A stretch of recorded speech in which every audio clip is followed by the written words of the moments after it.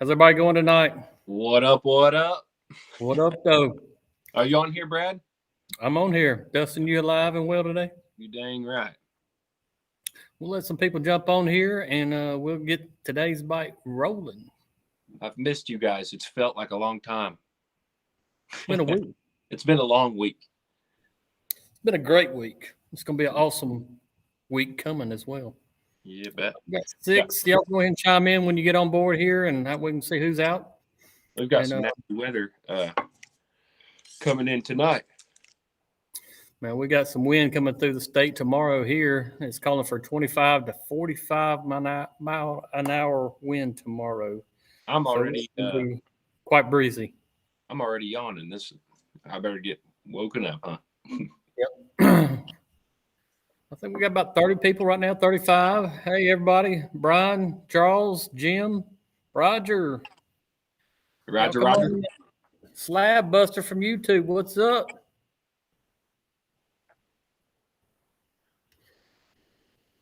Dustin, you can go ahead and kick out your today's bitings and see what you're showing on something right now. Yes, sir. So my latest guide trip was yesterday on Grand. I just posted today on my guide page, GFB Outdoors, but the fish have moved deep. Usually this time of year is when they do it. You can go mid-lake and find bigger schools, but I stayed more north and fish for singles and doubles. I had a group of kids with me, so it was a hoot, but we chased them anywhere from 35 to 45 foot deep is where the bigger fish were coming from. And we were dropping a 1 ounce weight. I'll just show you because I've got it inside because it's going to be stormy. Show it. You dang right. I got my rod broke down, but it had the 1 ounce weight pegged and then a thread fin. Hold it up a little bit. Hold it up. There you go. You bet. Had a thread fin on there, and golly, they were chomping. When you, like I said, the deeper the fish, the more aggressive they were. And that 40 to 45 foot range for Grand Lake, we caught some of the best fish they have to offer. You know, some 180s, 175, 180s, and they're just so full of shad, it's unreal. You'll see some of the pictures. I've got a 3 to 5 inch shad in a couple of them fish's mouth when we brought them up. So their guts would blow up and they just puke all over the place, but their eyes would bulge because they were so deep. But when they seen that bait, there was no hesitation. They would follow that thing. I'd tell them to start reeling. They'd chase it 5-8 foot and just slam it. No, they'd feel the bite from 45 foot deep. It would rock the rod. So really good bite picking up, and I just expect it to get nothing but better. I think if you went south on Grand Lake, more south, you'll catch more numbers. And if you go north, what's your water tip? 47, I believe, around that. Like I said, I kind of forgot to look. We started earlier, and then it gets warmer throughout the day on these warmer days like that. So it bounces from probably 45 to 48. It's starting to warm up, though. The water's still super clear compared to what we're used to. All the way through the lake is super clear. So, like I said, you want numbers, you go south. But if you're looking for bigger fish, you want a big 15, limit of 15 fish, north side. What's your visibility as far as it? A foot, 2 foot, 3 foot? I'd say a foot plus. So it's clear. Oh yeah, you bet. That's why I try to use something natural, and it's really good too when the kids are casting and stuff. You can miss that fish by 5-6 foot sometimes, and they will come that far to eat it. So that helps a lot on the deeper fish. Clear water, like I said, I always say the fish are more aggressive in clear water when they're deep. Now, shallow ones will run from your boat. You get into a mess. But if you can find them deep, they're aggressive. We had a blast. So that was our report for Grand anyway. And we're just jumping in the mouths of coves. Every single cove has crappie in it right now. So stop anywhere and you'll see fish. We stopped in 3 coves. I haven't been in these coves in, I don't know, 4 or 5 months. And I went to pick these guys up. It was Honey Creek, but I picked them up in there and started there, and there was fish all over the place. So just drop your trolling motor, start fishing literally anywhere, but don't make the mistake of a lot of people do on Grand. Their picture and the crappie never go very deep. So they leave their live scope on 30 foot deep. And I would rack it down there about 50 to, I'd say 50 foot is comfortable. So run it down there at about 50 foot. And those dots you're seeing down there are big crappie and some big bass. So don't be afraid to drop on them. Well, that's a pretty good report there. I was on the res today, been on the res, well, not this past weekend, but all last week as well. And I'm kind of, today the water temp actually hit 55 degrees. This afternoon, about a lot warmer up there. A lot warmer. The water's real muddy. I mean, we're talking probably, I'd say 2 to 6 inch visibility at best. And these fish are suspended about 12 to about 14 foot deep. Now, today was the first day I really feel like I started seeing fish moving into a pre-spawn pattern. And it probably had something to do with that water temperature, I'm sure. But that water hit 55, so I kind of trying to prepare for this strong south wind. I kind of fished the south end of the lake, and man, went down there where they should be, and the fish were there. They're staging up, big females, just like you would expect them in a pre-spawn pattern. Now, they're not real aggressive yet, which I anticipate that improving as the week progresses with this warm front, I guess you would call it, we got coming through. But it's spring is coming, guys. It's coming. It's going to come quick, especially with these warm temperatures. These fish, they'll start heading for the shallower water and into a pre-spawn pattern. And that's exactly what I found today. And I'm actually really excited tomorrow to fish. And most guys would say 25 to 45 mile wind, they'd want to stay home. But I'm actually looking forward to it. I mean, whenever I'm thinking about fishing in those kind of conditions, I'm going to look at a map and I'm going to kind of decide where's a safe place to launch my boat, where's a safe place to actually get out of that wind, and just get in there and find some fish. And that's what happened today. Some of the fish were sitting on brush piles, and some of them were just out there suspended. And like I said, I really feel like in a pre-spawn pattern. We've got a lot of different reports come in, and I'm going to kick it to some of these guys that's on. And, man, I can tell you guys, if you're watching and you see some of these guys in the comments, man, we've got some hammers. I appreciate everybody coming on. Chad Rogers, Tim, Drew Scott. That's just to name a few right off. Larry Leeds. How's it going, partner? Yeah. Eric Howard. I mean, it's a lot of good guys on here. Tim Herbert. I mean, very good, knowledgeable guys watching these videos with us. We also, tonight, I got Jerry Hancock. We're going to bring him on here shortly. And we're going to discuss, just like the podcast that we put out last week, some of the common mistakes for crappie fishermen. And this is just more or less just to help you guys out. It's some of the things that we've made mistakes with, and we've actually acknowledged them, and we want to share them to you guys so you don't make those same mistakes and in turn catch more fish. So it's really just to show the common mistakes. What's that? I said it's a win-win situation. It is. I mean,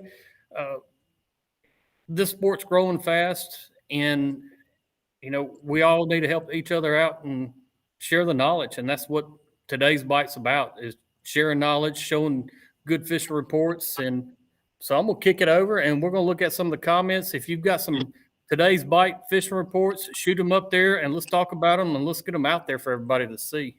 You bet. There, someone asked what your go-to braid is, what our favorite braided line is. There's so many braided lines, and there's new ones coming out as we speak, but I'd say my top one is Mad Fishing, but there's several. Like I said, K9 has a good braided line. Yep. Mad Fishing, gosh, I think it's called Sniper Braid, ain't it? There's so many different braided lines. My favorite would be the smooth high-vis braided line, if you can find smooth line, and I've used Mad Fishing and really like it. Super smooth casting, super smooth dropping.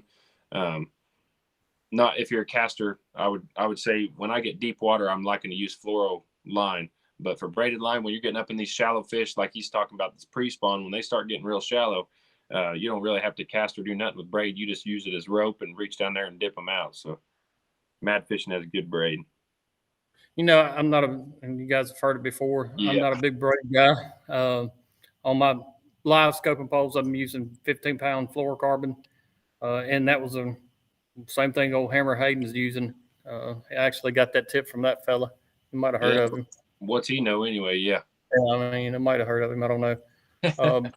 I'll tell you guys the best dang fluoro that is. It's super expensive. P-line. That is the smoothest I've found so far. And like I said, I fish super deep, dropping that thing 40, 45 foot. And that really comes out smooth. And you feel a lot down there. Holds up good for me.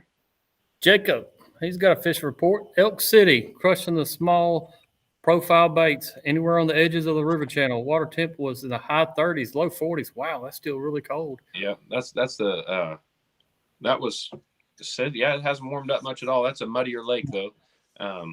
That's where I fish quite a bit as well. So Wow. Good to hear that that pattern is still holding.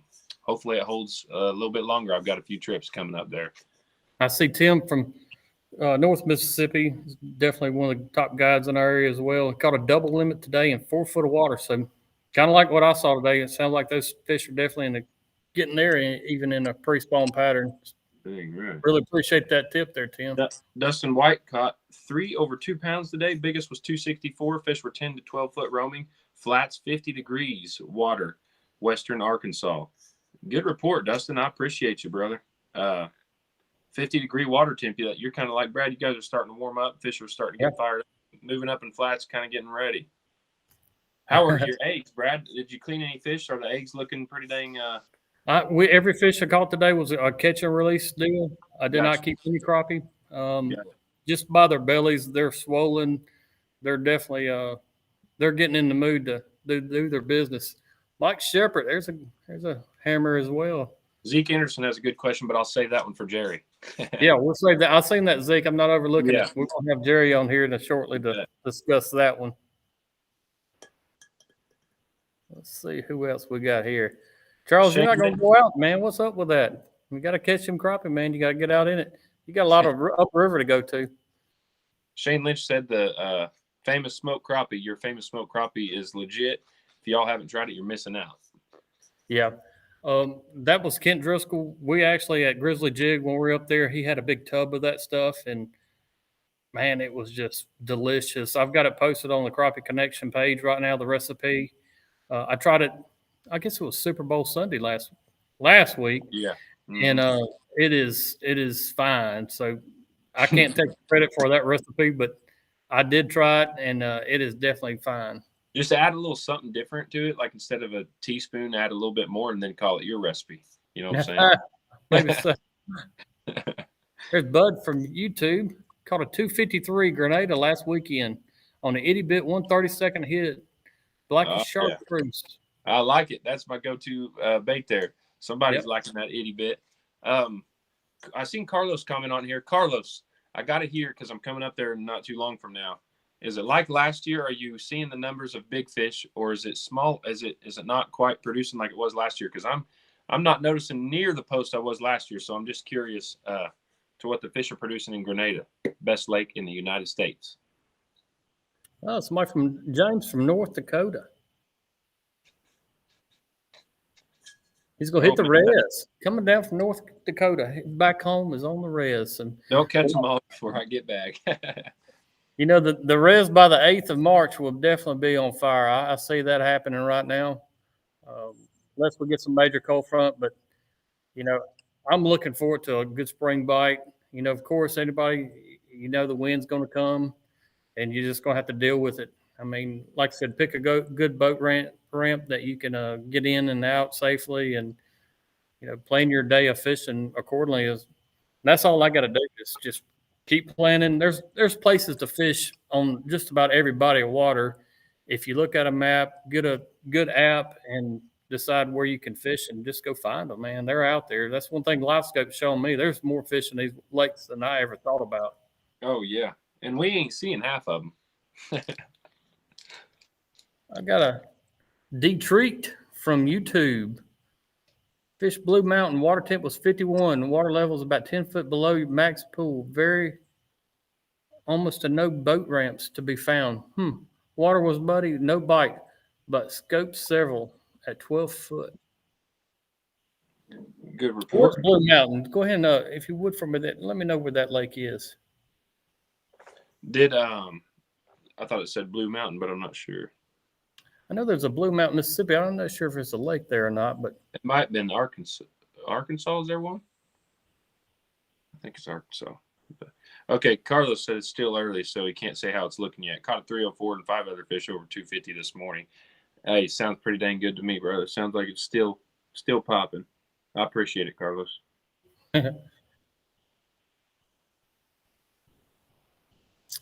Well, I guess we'll go ahead and ease on. Keep those reports coming, and we'll shine them on the screen and discuss them as we go along through here. But and I'm gonna get here, and I'm gonna show everybody my today's bite baits of the week. It's like I said, this is brought to you by Bobby Garland Baits. We cannot thank those guys enough to come up with this deal for us and put it out there. And we appreciate them guys immensely. But my baits of the week, definitely springtime killers here on my body of water, the Rez. But it's going to be the baby shad. Everybody's heard of them. Oh, They yeah. just work. They're very killer baits. But number one's going to be the chartreuse glitter. It's a red glitter, and it is just money on Ross Barnett. So, Dustin, you better grab you a few packs before you head down here. Yeah, I will. I'm not sharing them with you, man. My next, and I have screened this color all winter long. Everybody's probably heard of it by now, but this is the mud dauber. It's an orange and chartreuse belly. It gets them. Another really good one for me. That's blue diamond. Like I said, it's blue with a silver belly on it. It's just another very fantastic color. And an old faithful here is the Bobby Garland. That's the monkey milk and the Moglow. Good stain, muddy water. Monkey milk. Everybody's heard of it. Everybody's used it. And another little killer one here is the Patriot. And you can kind of see that glitter. I like using glitter baits whenever it's real sunny outside. And it just seems to attract a little bit more fish for me whenever I have sunny conditions. I like putting a lot of glitter out there for them. But that's my 5 top today's baits of the week, I guess you would say. You bet. Here's mine. Now, baby shad, in my opinion, if I had one dang bait to go with without my itty bits, baby shad's probably my favorite. But bleeding shad is always my number one at Grand. We use that with the kids yesterday. Tore several of these things plumb up. The fish love them in clear water. So bleeding shad, and then if I'm having a hard time with that, I'll go to glitter critter. It's actually like a transparent. Let me take one out real quick. It's transparent with the glitter flake. So man, I really like that bait. I like that one too. It gives a super cool minnow look, but with that flash in case some fish are wanting something a little extra, because you never know. And then you've got pearl, something kind of like a monkey milk, just a little stouter. I like it just for natural stuff. I'm the natural guy. But then you've got mayfly. That's for the spring coming up. You're getting in buggy conditions with floods and everything else. I love the mayfly color. It's just something I feel like they're used to looking at. And then what I used at Worcester, I've seen a couple comments here what it took at Worcester, and I've had a few messages as well for Worcester, but I used the dang threadfin shad at the end. That was where I got bites. It's got some glitter on it, and that muddy water, it seemed like you got to hold it pretty tight to them, but when they would nose up to it, it was game over. I got that glare there, but threadfin shad's always been one of my favorites. Another Worcester killer, that was my top 5 baby shad, but another Worcester killer was this thing, Slab Hunter, full size, and my first probably 4 or 5 fish came on it, and they slammed it all day. Was this bad boy right here. Bluegill Fire. I know that color very well. Yes, sir. So we smoked them on that. Like I said, I seen your guys' comments there. Zeke, thanks for the congrats. And then I seen someone ask what it took on Worcester. That was a 15-foot flooded lake, so it was kind of challenging. We kind of expected the fish to be super scattered. Last year we did really well there because it's kind of my cup of tea of fishing. We were right in the channel just chasing big fish, and I was going through them to find the big ones. This year was totally different. They were way off the channel, kind of in the backwater where there was no current. And like I said, we were probably 15 foot of water, and I thought if main lake, if you could find fish in the main lake, you'd win it. And it was hard to find them, but we scrounged up a mess. Our dang trolling motors died about 12:15, so we sat at the boat ramp for 2.5 hours waiting. So that definitely hurt us a little bit, but I appreciate you guys on that. Like I said, I would go where the channel would swing and go way up by the trees. I think most of those big fish were in the trees. I mean, these were fresh trees, 15 foot deep. I mean, in water brush piles that were normally out. I mean, it was flooded. So I think a lot of those fish were hidden in all that buck brush. It was so thick you couldn't even see it through it with your trolling motor. So sometimes they'd come out of that buckbrush, and man, you just had to cover a crazy amount of water. Hint to why the trolling motors died in no time flat. Like I said, we got about 5 hours of fishing and then had to wait it out. But I appreciate y'all in Worcester. And like I said, we just really covered a ton of water. And that's what I think Brian did that won it. He said he just kept bouncing around. So a lot of fish were in the river, like I said, but it just seemed like a lot of smaller fish. You're trying to look for those next level fish. So, I see Detroit from YouTube asking, can't seem to find the mud dauber. I would check first off lurenet.com. That's the number one source to check them out. And then after that, I would look at Grizzly Jig. Grizzly Jig, I mean, I can't say enough about that store. It's a crappie super center, I guess, of the world for me. Them guys got everything you can imagine when it comes to crappie fishing gear. But my first choice would definitely be LureNet. They should have it. Blue Pearl's a good color. I seen somebody say that. Tim Howe said, yeah, Blue Pearl was fire today. Yeah, Blue Pearl's a good color. And that lake was actually in Arkansas. I saw that comment, and let me scroll back down to it. I figured it was. I was gonna say I've heard about a lot about Blue Mountain in Arkansas. I have not. That's first for me. I like hearing these different reports. It gives me kind of a bucket list kind of deal. Yeah. So. Oh yeah. Hey, they catch big fish in Blue Mountain. So, Mr. Harveston said he caught some hogs last weekend on the res on Glitter Critter. I told you, Brad. See, you're telling me to put some in the bag. You need to put Glitter Critter in the bag, buddy. I might have some. Uh-huh. Coon, where'd you catch those at, man? I've got a guess. I would probably say the warfare hole. It's been a hopping place.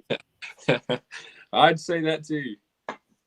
You know, last week was kind of a really – we had very cold conditions Friday and Saturday. I mean, it was freezing. They kind of predicted a light wind, and all of a sudden Mr. North Wind wouldn't give it up for the day, and it blew like crazy until about 1 o'clock. And then it kind of leveled out, and we actually were able to get in some spots and fish some water that I hadn't been able to in a while. But it definitely was cold at the beginning, and then kind of warmed up and slicked out. And Wesley Miller. Wesley said he's sitting on the porch of Darbone. He's got a tournament coming up this weekend, what it sounds like. So, Wesley, how's Darbone fishing? Is it just the same old spooky old fish? Don't give too much out now. And what's Wesley's guide service name, Brad? I'm not telling you. Sasquatch. Hey, there you go. You bet. All right, guys. I'm gonna put Jerry here. He's ready. He's ready to go with us. Can't not appreciate Jerry enough. He's been on the Crappie Connection podcast several times. This guy is one of the fishing legends of our sports as well. And we're going to talk about some of the mistakes we make as far as crappie fishing goes. Here comes Jerry, so y'all hang tight. There he is. There he is. What's up? Man, I made the big time now. Oh, yeah. I finally made the show. Oh, you've been on the Crappie Connection several times. Oh, yeah. Yeah, but I hadn't been on here to you guys, man. Yeah, they ain't nothing like the live. I finally got called up, made it to the show. You got caught up and put in the mix with us tonight, man. I appreciate you coming on tonight. Tell us your today's bite, Jerry. I know you was on the water today as well. Man, I tell you, last 2 days on Fork has been it's been a grind. The Lake Fork's been really low. Everybody's probably heard that. It was 6, 7, 8 foot low for last year or so. It's, I think, 229 low now, so it's come up, which is good. We're able to use some boat ramps and stuff we couldn't use before. It's at that level where the stumps are right below the surface or right above it, so it's still tough getting around. Fish are scattered. I'm fishing. I've been fishing ahead of the fish. That's what I like to do. These fish, on Fork, catch them really, really deep. Starting in January, these fish really start moving up, start staging, getting ready to move up way before people think they do. I preach it all the time. It's not so much about water temps. It's more about length of day, in my opinion. These fish know it's getting time. And Jerry, move further north, and the wind's been brutal last 2 days. We've been fighting 20-mile-an-hour winds, so you can't fish exactly where you want to. Sometimes it's just where you can. But caught some good quality. I think we had a 271 today. Today was a little bit weird. These fish, I kind of chased my tail. I went really shallow, like 6, 8 foot, couple different areas. I didn't see anything. I backed back out, caught a few fish, made a move to another area in that depth, caught a few, and then started working in an area where I've been catching a lot of fish and I just weren't seeing them. And I said, man, these fish, where are they going to go? You know, they're here. And they were sitting on the bottom. I mean, they were just buried up by the stumps. And once I slowed down a little bit, started really paying attention, we started getting on a pretty good bite, and then we kind of just ran out of time. But I don't know, why these fish sometimes just want to sink to the bottom and sit there. Now, I've been on a great roaming bite. It's just What's today. That I seen anywhere from 53 to 55 today. Mm-hmm. So that water's muddy up there. We've got some warm nights this week. It was up in the 80s today. I think Saturday it's going to be back down in the 50s. But I mean, we're on that kind of on that edge. It's fixing to bust loose up. Oh, that's awesome. Yeah. That's good to hear. Somebody, that I found this week's been like 12 to 15 foot water. If I back out over 15, I'm seeing more numbers of fish, but their quality goes way down.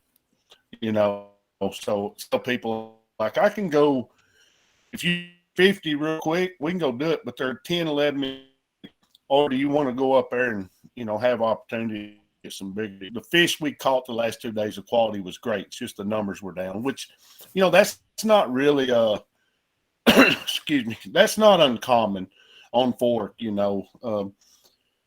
it's not the greatest numbers lake in the world at times, but the quality's, it's really good quality. And I would rather have 30 great good fish than 50 little fish, for customers. Right. Well, like I said, our podcast last week, we've actually done that same topic twice as far as the Crappie Connection podcast goes. We've done that topic twice, and it's always a hit. And all three of us get on the lake a lot, and we see these other guys fishing, and also what we've seen in our boat.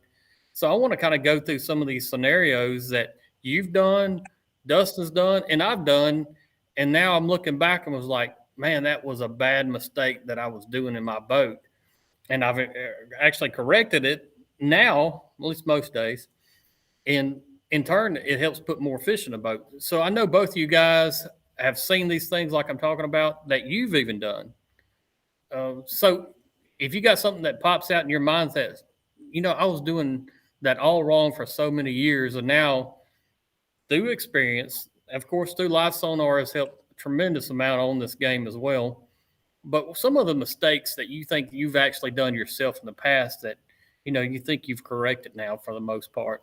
Yeah, I think it goes good to what Jerry was saying earlier about slowing down. Sometimes I'm just trying to go so fast, get everybody fish so fast that you miss a lot.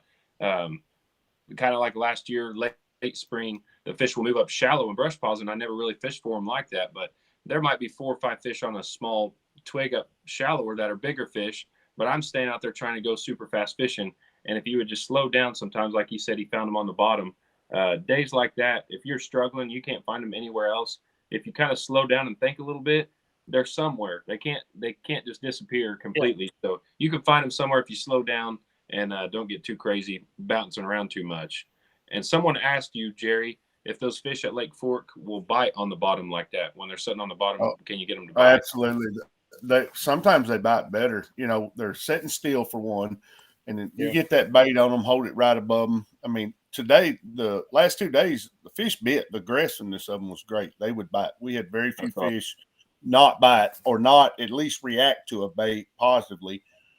They will bite.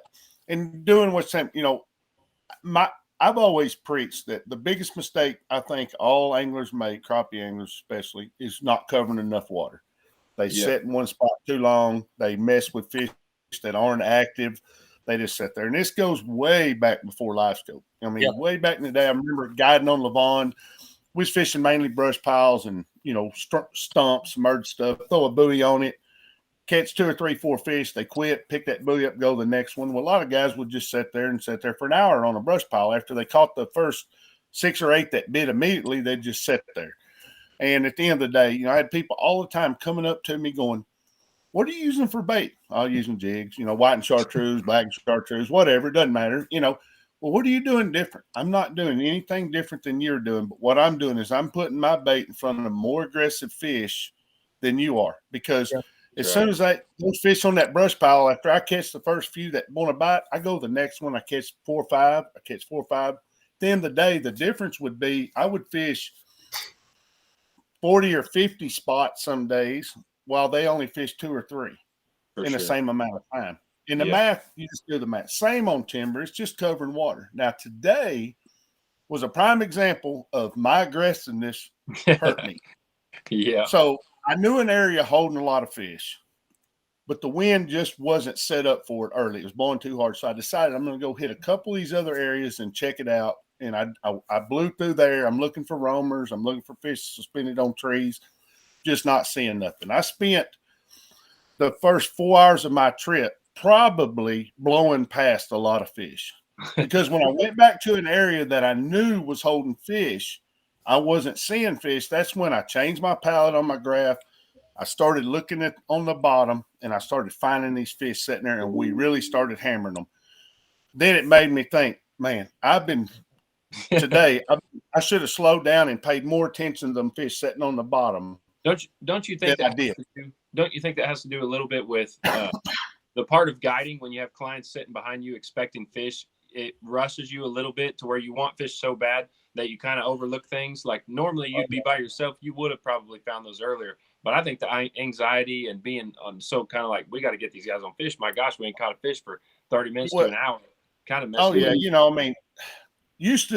We used to say, well, they're just not biting. Now they can see. Now they can see there's just no fish here. Exactly. So, you're scrambling around trying to get in an area with fish, but you are. Sometimes I find myself, sometimes when I see less fish, I'm wanting to cover more water. Like today was a prime example. I should have slowed down and paid a little bit more attention, and it would have helped me out early. And I do this every single day, and I still make these same mistakes. Now, did I make a mistake today? Well, now hindsight says, I should have. But were there fish in those other areas? I don't know if there was very many fish. I didn't see many, but I just I should have paid a little closer attention to those fish on the bottom early. Why did they decide to suck down in the mud on a beautiful day? High pressure, whatever. My thing with all that, at the end of the day, it is fishing. You ain't going to find them and catch the crap out of them every single day. That's just part of actually fishing. Believe it or not, live scope or not, you still got to go fishing, find the fish, catch the fish. It's all still a big process. So I don't think you made any mistakes. It's just part of fishing. Slab Buster brings something up on YouTube, and I just got this comment on the screen, and that brings me up to my same thought process that Slab Buster's got, not having an open mind. We as fishermen in general, we have a mindset what these fish are definitely doing at that particular day. No matter what time of the year is, if you fish a lot or don't even fish too much, you get on the lake and you have a mindset that these fish are doing a particular thing, and that's it. By not having that open mind and exploring and looking on the bottom, and even me today, I really wasn't expecting to find and staging fish, but I come back out there, looked again. And sure enough, they were doing what they were supposed to be doing. I just wasn't actually. I was a little behind the game, like Jerry was first thing this morning. But I kind of caught up with it at the end of the day by keeping that open mind. So that's a very good mindset for me. Is just have that open mind, read the conditions for that particular day, and trust your electronics. And don't get too hard headed on bait selection either. I will say. I get kind of stuck in my ways, and sometimes you find the fish, then they ain't biting. And if you would have made a little bit of a change before later, sooner than later, then you would have caught more fish switching. So be kind of like he said, not just an open mind. Try new things, get a little crazy with it if the fish are being stubborn like they're not supposed to be, or like they're doing something they're not supposed to be. And then someone asked you, Jerry, what color palette you changed to see the fish on the bottom. I think 2 people asked you that actually. Yeah, so most of the time running timber, I'm partially colorblind in a sense. I don't see some pallets just like amber. It might as well be blank for me. I really don't see it. I run moss, and that's my favorite if I'm fishing timber or whatever, that's the color palette I generally run. But when I get up here and these fish this time of year sitting on the bottom, I go to orange crawfish. And usually I run moss with my color gain about 80%, 70 to 80, somewhere in there. But today I went up there, I go to orange crawfish and I turn my color gain to like 95%. I mean, I cranked it up a lot. Really? Yeah. And those fish with that orange crawfish, to me, they have a little white tint to them instead of that orange. So them fish sitting right on the bottom, I can see a little white to it, and I can just see them better. Now, that may not work for everybody else, but that's what works for me. And that's generally the only time I run that palette is if I'm looking for fish sitting on the bottom, and that's the only time I run the color gain that high. I still run my actually, when I do that, I turn my gain down a little. I go from like 70, 68 to like 64, 62. And I don't like a lot of clutter on my screen. I'm not one of those guys that want to read through all that, but that's the only difference I made. I didn't change anything else. Yeah. That's black belt stuff right there, Jerry. Well, part of that's just time,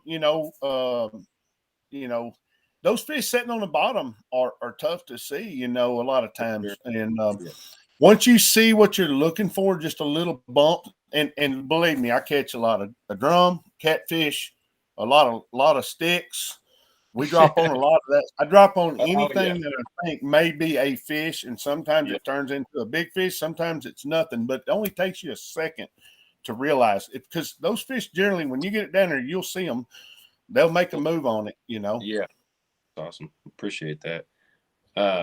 David Fuller asked, how many bad guide trips have you guys had? My gosh. I don't know. It depends on what you think is a bad trip. That's kind of where it goes with me. I've had one trip that I'll remember forever, and it is when a 65-year-old woman went overboard on my boat. That's about what I call a bad trip. But guess what? We left with limits, so it wasn't that bad. I had the same deal about 3 years. I had a 77-year-old woman in July fall out of the boat. And when she fell out, she sunk like a rock. So I jumped in. I jumped in right beside her. I lost a pair of Oakley sunglasses. I grabbed her, picked her up, put her back in the boat. It's just 10 minutes into a trip, and I'm freaking out. Her son gets her in, and I'm like, what do y'all want to do? And she's like, well, I'd like to go fishing. I said, well, you're putting on a life jacket.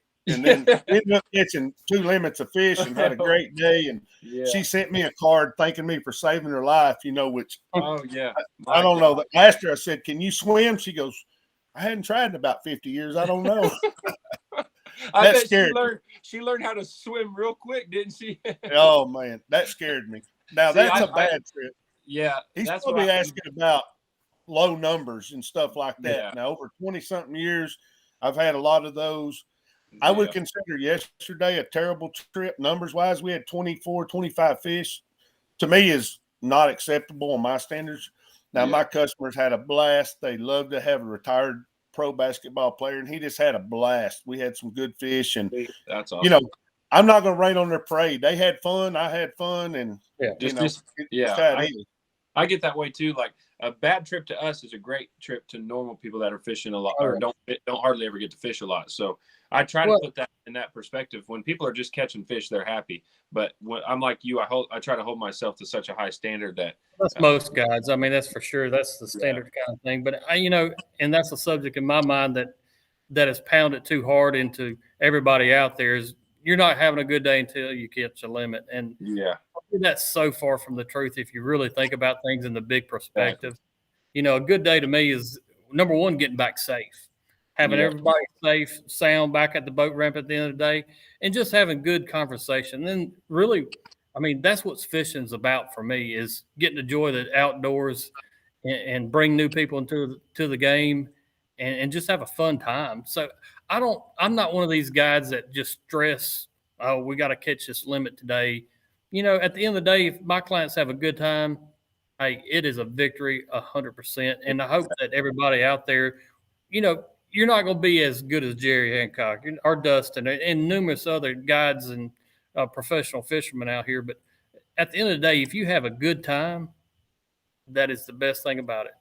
I think we put too much stress on ourselves, even as guides, as tournament anglers, as weekend anglers, just by the numbers. Yep.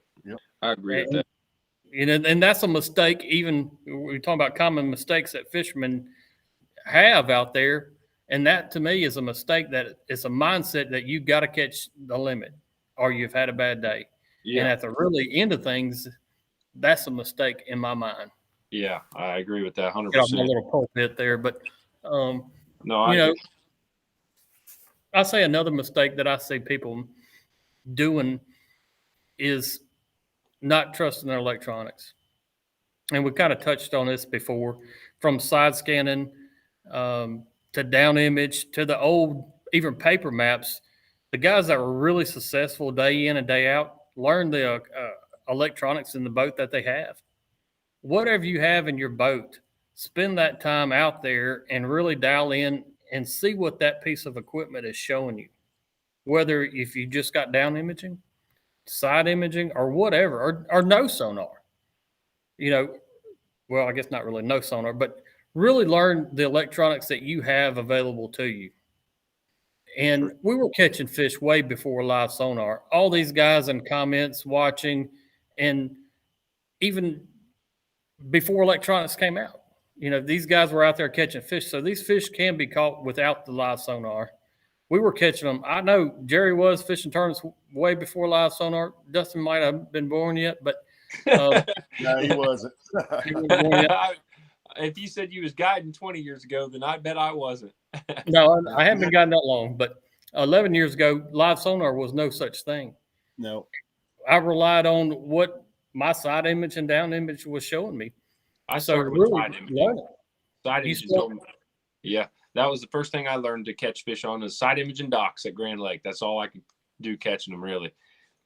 Side image, you see them on the docks, you know they're there. I'd find which slip had them.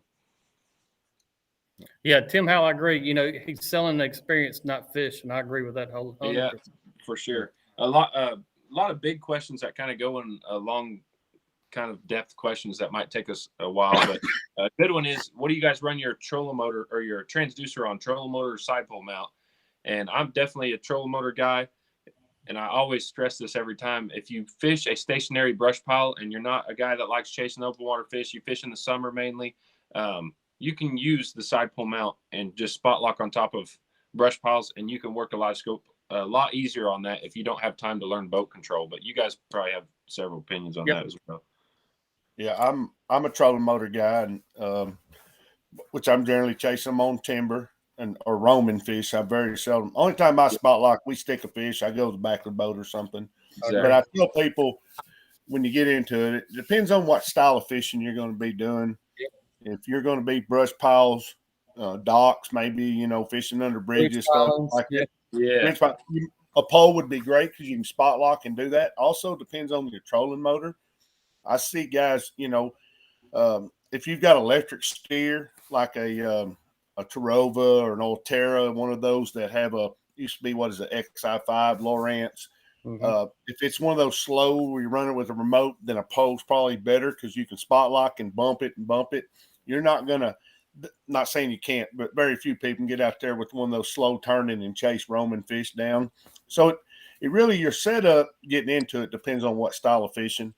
And then depending on what you have, not everybody can jump to a Garmin or an Ultrex from what they got. They're just going to have to learn to adapt, what they're doing. And I do live scope training all the time with people. I get on their boats and tell them, if you've got it on a pole and you've got it on a slow turning electric steer, you're not going to run out here and chase these roaming fish down like we do as efficient. Do you still try it, Jerry? Do I still try? I try it. When I first got live scope, the first 18 months, I ran it on a pole on an Ultrex. And I got to be pretty daggum good with it. But now I look back and go, what was I doing? I finally took that pole off and put on trolling motor and learned how to do it. And that requires a lot more boat control, that trolling running on it. And the only way you can get good boat control is time on the water. I can tell you, we can try to teach you, but you have to get out there and do it. I always tell people, if you don't have a ton of time for boat control, it's best to go on a side pole mount, or because it takes a lot of time just to even learn live scope. So it's not. Oh, I mean, there's so many steps that if you don't have a lot of time, you're kind of it's tough. I tell everybody just sell your stuff, go with the guide twice a month. You save money and time. Oh yeah. Yeah. I use mine on the same thing on my trolling motor. I've gotten several people boats that actually had them on the side poles. And like Jerry said in the beginning with that is pick your style of fishing that you really want to dig into and then go with what style mount you want to mount your transducer on. And that's another mistake that people make. I think they rush out and just buy a bunch of stuff and not really detailed enough to figure out, hey, in my lake, that's not going to be possible. I'm going to have to fish a bridge piling, or that's really what my equipment's good for. Yeah. So I'll say too that I've had a side pole mount on mine with my trolling motor. So I had two. I had a side pole mount on the side. So when it got into brush pile fishing or there was strong wind, you could spot lock and the clients could watch both scopes and it'd kind of be a little bit funner. But I ended up getting rid of that because it was just a tripping hazard is all it really was. Yeah. So and then someone asked like if anybody had small tips on chasing fishing shallow laydowns with live scope and fishing shallow laydowns. I seen it pop up on the screen on your deal, Brad. Yeah. Let me pop it back up there.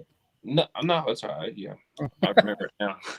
But no, honestly, I just would say if it's going to be super shallow, just take your time getting there. Don't run your boat up on top of it and get straight up and down with it. You kind of spook those fish.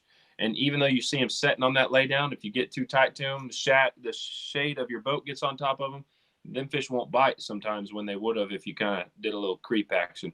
Depending on, you can also use a slip cork to stay back from them. But you guys probably have some tips for that too. Well, I don't fish a lot of shallow water laydowns personally, so it's not probably my expertise as well. Even during the spawn, I try to always back off in a little bit deeper water and catch fish. So, and that's just, I guess, more my style of crappie fishing. I very rarely fish water really less than 6 foot of water. So I'm not the best to answer that one. I'm sure some other guys can kind of chime in and even help us out with that question. Jerry, you got anything? Slip cork. I fish a few. I mean, we caught a couple fish today on some, 10-foot laydowns. They were sitting down, buried down in it. It's just probably depends on how deep it is and how clear your water. What are your fish chasing baits? Can you pitch at them, cast at them? If you can't cast at them, can't pitch at them, just get up there like Dustin said, ease up to them. I think a big mistake people make is I see it a lot of times with guys, they run up to that fish and then they stop the boat, spin the trolling motor, hit spot lock, and it blows it out. And by the time they get set up, the fish is spooked off. Where'd they go? Cover water quickly until you get out there and then ease up to that fish and try not to, blow your hole out. And that would be my best advice to it. And it's just going to depend on them. Are they black crappie? Black crappie, I tend to have a little better pitching and a swinging presentation. A lot of times I seem to do better on them. A lot of these fish, especially this time of year, they're not going to chase a bait. You've got to put it on their nose and hold it there. You can pitch at them all you want, and they're not going to react. So you've got to get up there. You got a longer pole, and it's just there's a lot of variables to that. And Tim just brought up this. So it was actually brought up on the podcast as well. But jigging the jig, and I had several comments on this one as well on YouTube.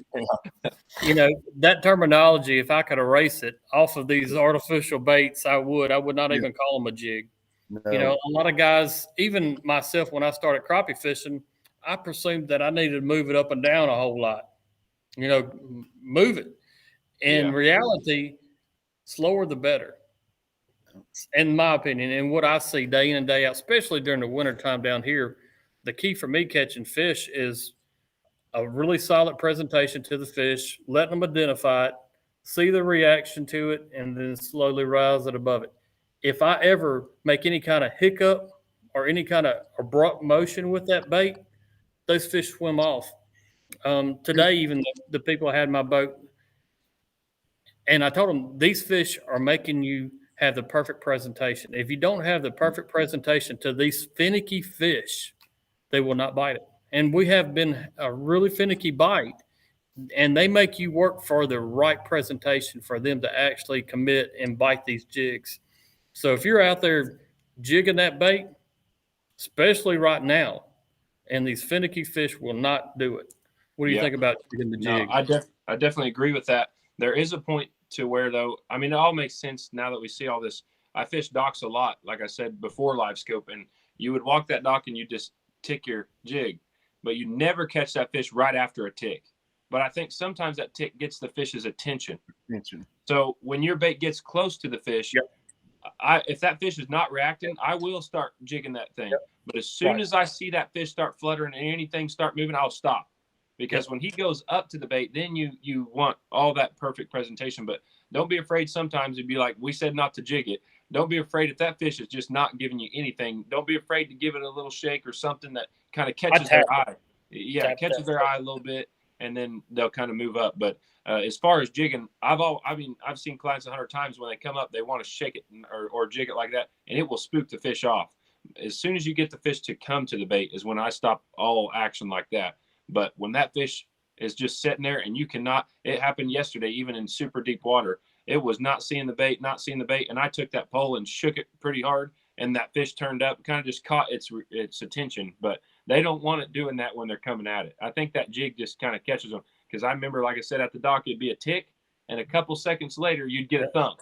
And I think it's because you'd get their attention maybe, but you never caught them just on the tick. So I think there's two ways. But like I said, the jig is definitely not what you want to do when the fish comes to it.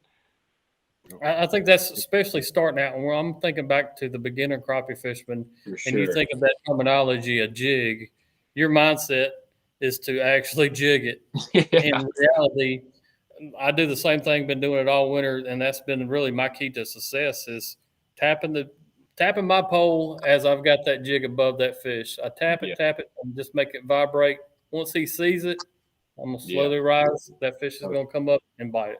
Dang right. Yeah. That's how it works for me. Or it's how it has worked. It could be different tomorrow. But I guarantee you it cost us thousands of bites sitting there jigging our pole on docks and brush piles and stuff. It had to have. We had so many fish probably come up and look at our baits, and then things would take off. Let's see. Any kind of other comments? I'm going to say another one about live scoping. I know both of these guys put a lot of new people in the boat every day, just like I do. But one, there's no left and right on live scope or live sonar. I get people in the boat, and that's the first thing they do. They'll see a fish, and it's out from them, and they move that pole to the right. I know Jerry's talked about it a bunch with me. Oh. But they'll see that fish on the screen, and your brain, you've got to actually train your brain to think differently when you see those fish further out on the right side of your screen. Instead of moving it to the right, you need to push it forward. Exactly. That's something very common, but I experience it every single day. I know. What about you guys? Like I said, the kids yesterday, they were doing that so bad. They'd see the bait is on the left side of the fish, and all they need to do is reach it out a little further. They just start swinging it to the right. I'm like, where are you going? And his dad would be like, didn't you listen to him last time? I'm like, it's all right. I said, just next time, just hold it there till I tell you, because he just would start swinging way off. And I'm like, where's his bait? I look over, he's 5 foot over there to the right. So if you get on the boat and this is the first time you're playing with live scope, your brain is going to tell you to move it to the right. Exactly. And that is backwards of really what you need to do. You need to push it forward. And that's very common, and it sounds very elementary to the guys that have used live scope a lot. But the first time when I got the boat, I did the same thing. I saw that fish on the right side of my screen, and I moved my pole to the right. No doubt. And the same thing, if they drop the bait and it's closer to them, and it's on the left side of the screen, they want to move the pole to the left instead of back in. So if you're just getting live sonar, number one thing is there is no left and right on the screen, and it's just distance from you and close to you. On the left side is going to be the closest to you, and on the right side it's going to be the distance away from you. It sounds very common, and it's very elementary for these guys that use it every day. But if this is the first time that you want to get on the boat and use live scope, keep that in mind, that it's no left and right. There's just distance. It's close and far. That's what I tell my people. Yeah, closer. I show them zeros at the trolling motor, 2, 4, 6, 8, out. Yep. And I try to show them, originally, look, if I want to go left, I'm going to pull it towards that trolling motor. If I want to go away, I'm going to push it away. Wherever that trolling motor's pointing, because that's all it is distance. Your left and right is wherever you're dropping it in that trolling motor. And that's why, like Brad said, everybody wants to go right to go. I'm constantly saying left. I say it 10,000 times a day, left. I mean, and I try to actually tell them it's always a little bit left because mine's on the left side when you drop it.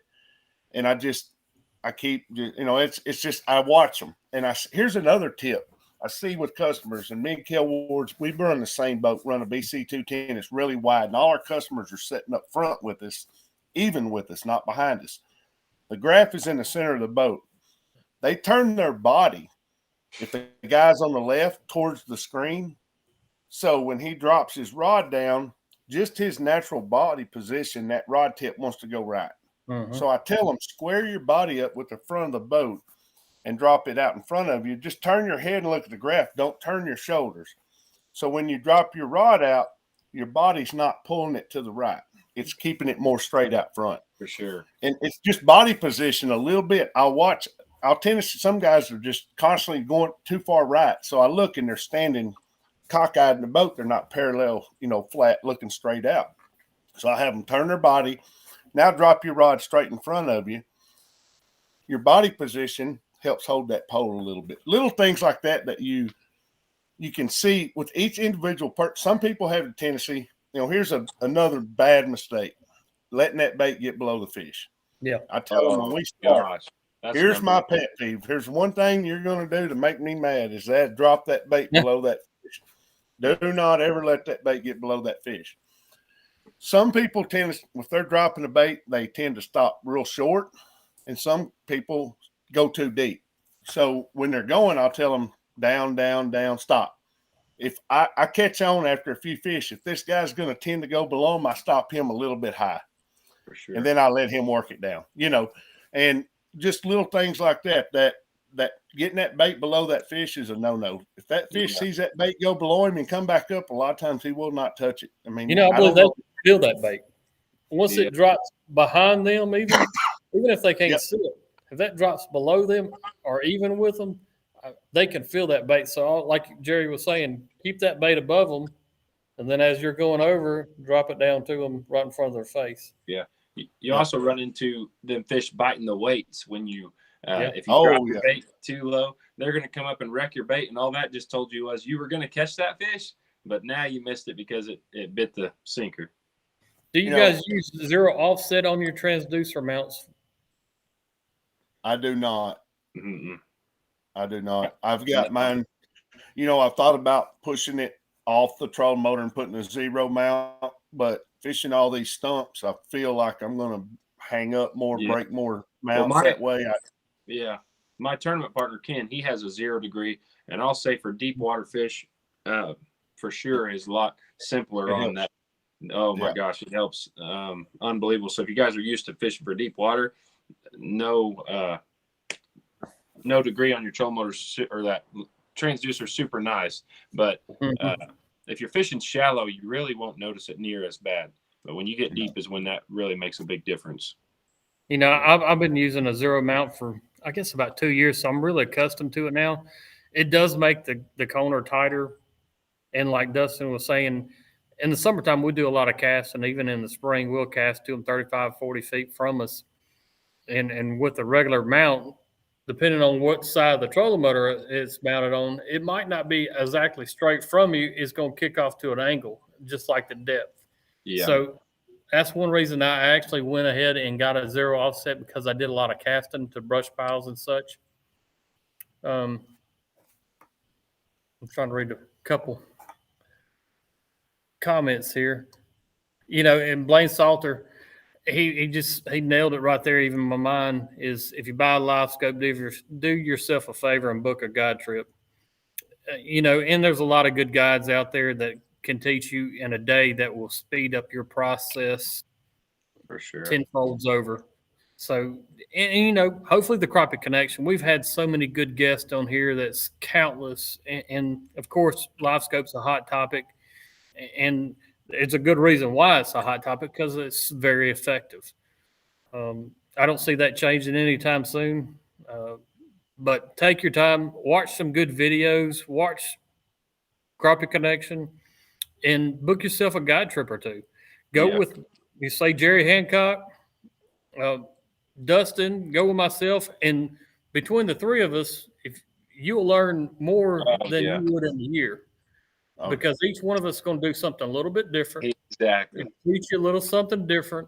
Yep. And you're going to speed your time on the water that you would have to expend tenfolds over if you did that as well. I take a fellow that has been with several guides, looks up just all he can find and goes with all of them. He says he has not found one guide that fishes the same. Everybody does something a little bit different. So there's more knowledge and bouncing around for sure. But I also say, if you're not looking to learn and you're just trying to catch fish, when you find that right guide, stick with them, because there's a lot nowadays that you may not get what you pay for, if that makes any sense. So kind of be careful with all that, because there's so many guides coming in and guiding now that you can get different experiences with other guides as well. So just be sure with that. Kind of call around, get your checks in. And then we got a good question here from Robbie Mitchell. He says, can you give an in general idea where to search for crappie based on each season? We fish deeper clear water lakes like Cumberland and Dale Hollow. Lots of pleasure boaters in the late spring and summer. Winter is a true joy. So, Robbie, I'll start that real quick. It's kind of like 3 or 4 little basic things. But when it gets super crazy with pleasure boaters, it gets like that here at Grand Lake. Everywhere. The pleasure boaters, I always say we got till 11 o'clock today. So start early. Start from like 7 to 11, 6:30 to 11, whenever. But you just have to get up a little early, and it'll still be beautiful on the weekends. But like I said, get out of there before lunchtime, because it does get wild there. But as far as summertime, I'm always going brush, like late May throughout the whole summer until September, maybe even the beginning of October. I'm going to brush piles off of the main lake. I'm looking at brush. And then the colder the water gets, they're going to pull off and start going to the channel.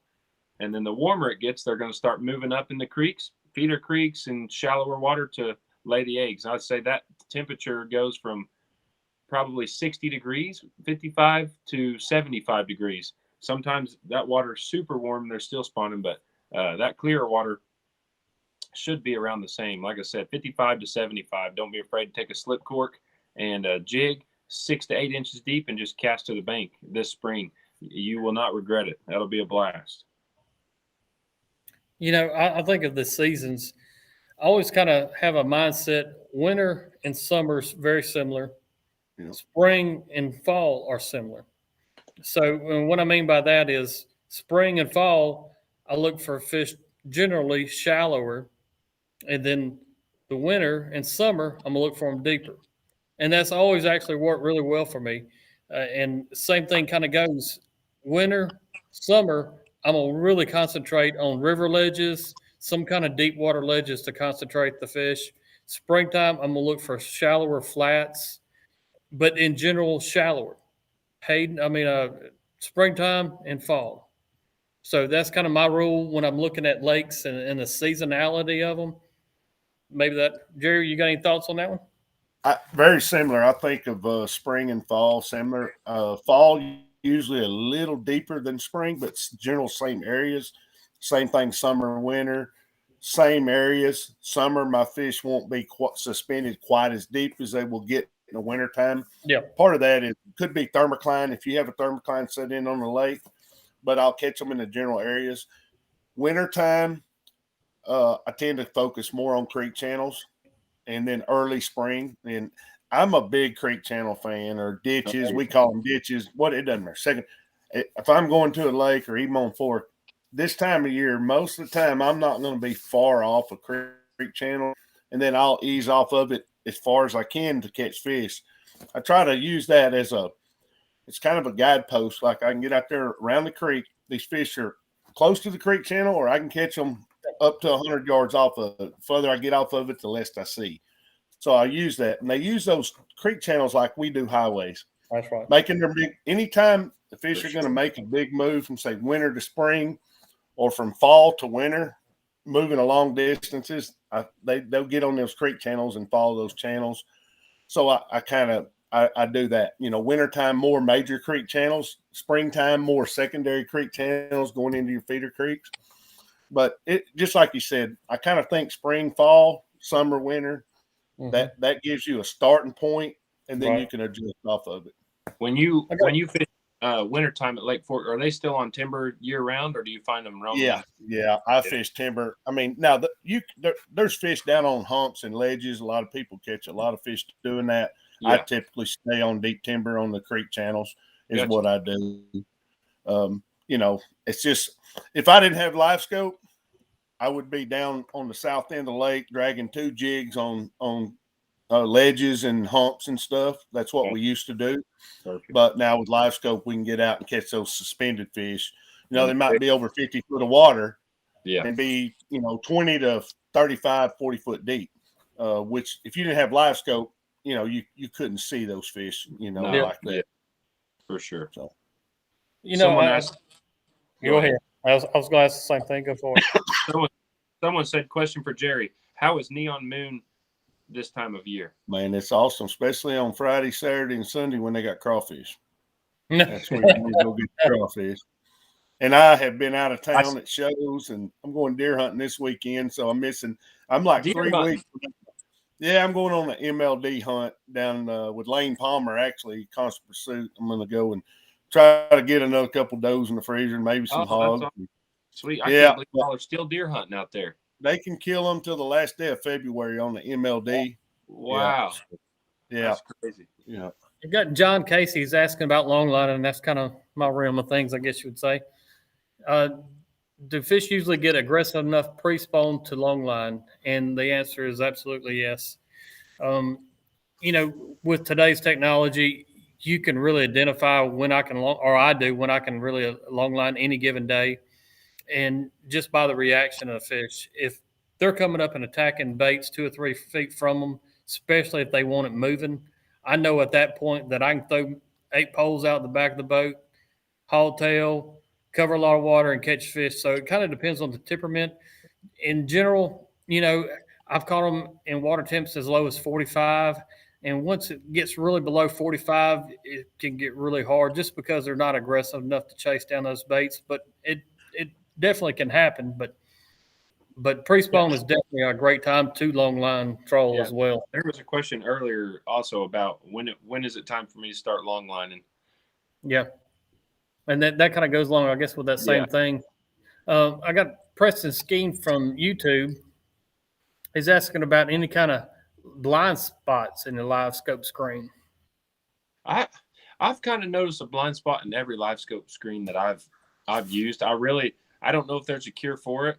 Even when it doesn't look like there's a blind spot, I guess I pay a little bit too much attention sometimes, but there's always like a little spot that I have a hard time with. So getting that screen absolutely perfect, I think you might be wasting more time than you are good trying to get it perfect. I think you just try to deal with what you got. I found that like the ghost tree, for instance, everybody complains about and sees.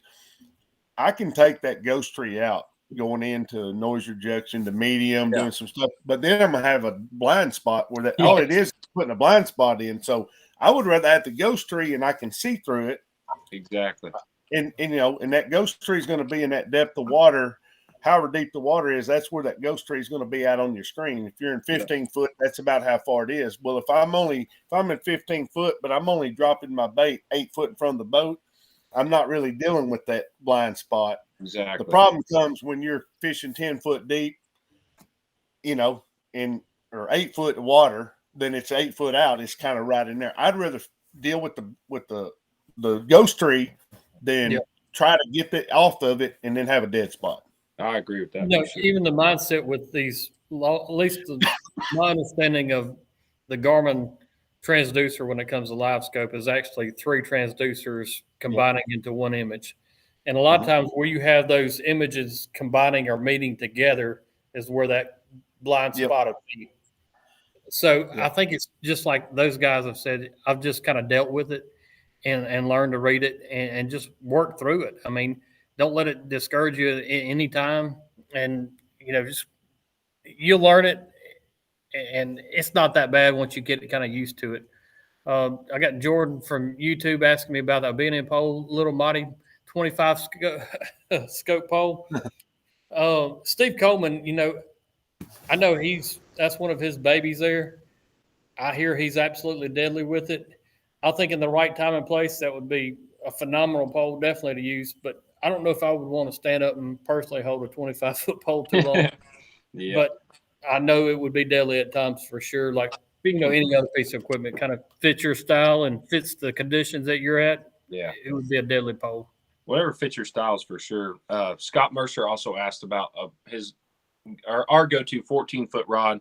He's having a hard time flipping fish in the boat. They're getting it was flimsy on him. Like it goes for style of fishing, what you're looking to do. Trolling rods are made specifically for certain things. I would definitely prefer you to try the 14-foot. If you're looking for a 14-footer, the flip stick, the 15-foot ghost, the 13-foot trident, those three right there on Todd Huckabee rods are definitely my favorite. But again, just whatever fits your style, what you guys like. But if he's talking about flipping fish in the boat, I can't think of a better rod than Todd Huckabee rods. But there's several different rod companies for that. And then you guys can go on that. I got another question here after y'all. I'm going to go back up to Les Smith.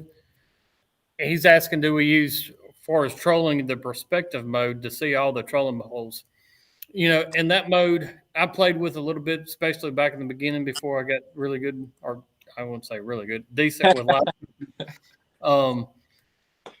But, you're at a controlled depth whenever you're using the perspective mode. So if no fish are shallow, 4 foot or less, I think it would be really deadly. Another question I'm going to hit on real quick is what kind of trolling speed I would use. For long line and jigs, at 1.2 is my bread and butter. That's where I'm going to throw them out every day when I start and adjust from there. But 1.2 long line trolling, that's what I'm going to use. That's like the mud dauber bait. I mean, that's just your bread and butter, ain't it? You know it, don't you? Jerry, Shane Lentz asked you, doggone it, I just lost it. More questions just came in. But Chambers Lake, did you see that one, Brad? Yeah, I saw that. I think he's talking about Richmond Chambers. Okay. Yeah. Talking about wintertime, why it's not very good in the winter. Why is it super good? Yeah, it goes – I think part of it, a lot of people just haven't went out there and found those fish. I mean, they're in the lake. They're eating every day just like they do. They don't leave. I think what happens – I noticed on Levon, like lake I grew up on and got it on a long time, it was really good in November and December on the dam and on deep points. And then when the water temperature got in the 40s, they left them points. There's not a lot of deep structure in that lake. So a lot of them fish would get out in that 40-something foot water and just roam and chase bait. They're just so scattered out there. Now, I went out there and caught them with live scope, single fish, just roaming. And I think that's what happens on a lot of lakes. If they don't have deep creek channels and deep timber and stuff, something to hold those fish, they do a lot of roaming, chasing bait in the wintertime. And I think that's what happens. And it's just hard to get to try, hard to get a pattern down on them, It's just – Shane Bass said he bought a 15-foot ghost from you at Grizzly Jig Show, and he loves it. I got a YouTube question. He's wanting to ask Jerry this question. You have any other tips other than the orange crawfish pallet for as catching fish on the bottom? The best thing I can say, if you're in an area where there's fish or, you've caught fish in there and all of a sudden they've disappeared, if you can't see those fish, the pallet, as far as the pallet goes, here's what I believe. I don't know there's a magic pallet for it. I think everybody's eyes can see better in different water conditions, just something to try. How I found that is what I did is I got out on a piece of structure when I first got live scope and I froze that image on my screen. Then I went into my settings and I adjusted my gain up and down. I adjusted my color gain up and down. I changed palettes and I could see how it changed, and I figured out what I could see the best. And then that's how I did it. Does that make sense? Freezing a brush pile, for instance, on your screen, and go in there and play with those settings while it's frozen, and you can see how it changes it. That's what I did. find something that fits your eyes the best. And then, like I said, if you see a bump on the bottom, anything that you think could be a fish, drop on it. And base of stumps, you see roots coming off of stumps. Drop in those roots, you won't see all those fish. It's just like fishing rocks. Yeah. If you're fishing a lot of rocks, you're not going to see those fish buried in there. Get that bait down there above them, and you'll see them come up out of there on it. So you will go fishing on the bottom is closer to old school fishing in my sense, because we're kind of dropping to a spot by a stump on the bottom blindly and hoping there's a fish there. If there's one there, a lot of times you're going to come up and bite it. So there's nothing secret to it. There's nothing. I can't give you a magic formula to doing it. It actually slows you way down, which is why I hate doing it, because I like to blow and go and say, there's a fish, drop on him. So you really have to slow down and really pick everything apart doing it. And it's just it's basically, if I could say one thing, slow down. Yeah, that's a good tip there. That's a good, for bottom fishing, about as good as it gets. I got a question from Lee here, Miller. Well, last couple, will you have a go-to fishing line to use as far as mono, braid? What pound test each everybody using? I'm using that braid 10. 10. We got 10, 15, 20 pound. If springtime, when I'm using more heavier baits and 14s, 13-foot rods, heavier stuff, I'm going more to 20. Summertime, if I'm fishing really deep, or wintertime and I'm using spinning reels, maybe a shorter, lighter action rod, I'll go down to the 10. So that's kind of mine, my choice. I don't use much mono or fluorocarbon anymore, because I pretty much just use, timber fishing. So. Well, appreciate everybody coming on tonight. Jerry, we'll do it again, of course. And Dustin, I know you'll be back later on down the road with me next Tuesday night. For sure. Yes, sir. I appreciate y'all comments tonight. Had a great time. Appreciate y'all letting me get on here and hang out with you guys. Anytime. Well, like I said, we'll definitely have to do this again, no doubt. And I'm sorry if I missed some of your guys' questions. Some of them would reload and I'd miss it, and then we get on a different topic. But we'll get y'all next Tuesday at 7:00. On what? What do you mean? On today's bite, man. Crappie connection? Yeah, that's too. But today's bite. Oh, on today's bite. Yeah. Golly, come on. They don't put me on the spot like that. Yeah, I got to. We did not rehearse that part, dude. Well, no, I like the actually shock I just got you. So that actually succeeded really well. I'm like, wait a minute.